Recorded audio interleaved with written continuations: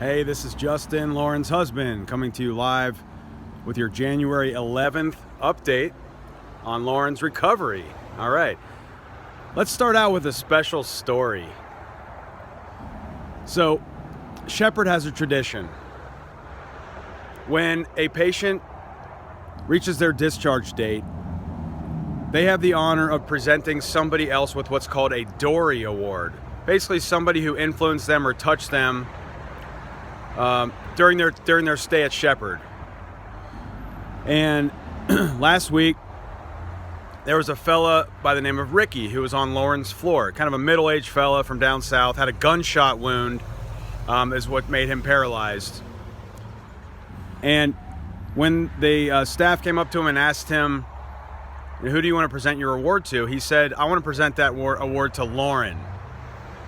Because when I first arrived here, I was discouraged and I didn't want to talk to anybody. And Lauren, when I met her, she smiled at me. She said hi, and we spoke. And every time I saw her, she said, "You can do it, Ricky, you can do it." And it really touched Ricky. It really helped him through his recovery. And he never forgot that moment when he first met Lauren. And so he presented Lauren. Now you can give that award to a staff member, a nurse, a doctor, anybody in the building. And Ricky thought so much of his first interaction with Lauren, that he gave the award to her, and it really, really made her feel wonderful. She really lifted her spirits when of course, she never would have expected something like that, but that's Lauren. That made her really feel like, hey, I'm Lauren. I'm always going to be Lauren, no matter what. So it was a beautiful thing to hear. She told me she was just really emotional about it, and she felt great. So it was a great spirit lift. Also last week, Lauren was going to occupational therapy, and all of a sudden she felt some stuff in her right hand, and she said, wait a minute. And all of a sudden her fingers were doing some movements that she had not seen before. And so Kelsey, her occupational therapist, took a little video. Take a look. All right, squeeze.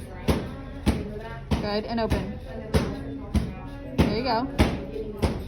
Squeeze. Open.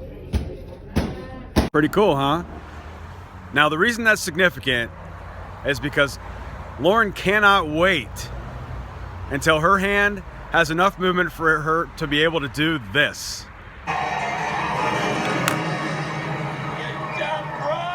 Stephanie, gently extend your arm. Extend your middle finger. Very good. Well. So, really the update at this point, it is January 11th, like I said. So I am going to go back down there on January the 20th. So next Wednesday. That gives me this week and a couple days next week to get everything done here that I need to get done, get everything in order for all the child care while we're gone, and go down there and be with Lauren for about 3 weeks. And we're going to do all kinds of training and just be together as she finishes up her time down in Atlanta. And then the plan from there is for my dad and his fiance Linda to drive down, and we're all going to drive back in the van that we're going to acquire. So that's going to be the plan. So for now, we have about 4 weeks until Lauren is scheduled to be discharged. It might change, maybe by a few days, you never know, but at this point, that's their target date. I know she cannot wait to get home and just have some time with those kids. It's been over 100 days now that she's been away from them. I know anyone watching this that has children, I'm sure it's unfathomable even to be gone for a couple weeks, but it is what it is, and it's just making her stronger. It's going to make the bond that they share stronger. That's how we're looking at it.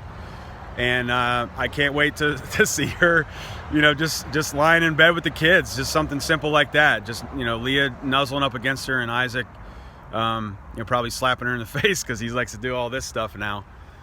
But yeah, that's the deal. So again, everybody, on behalf of Lauren, thank you so much for your love and support.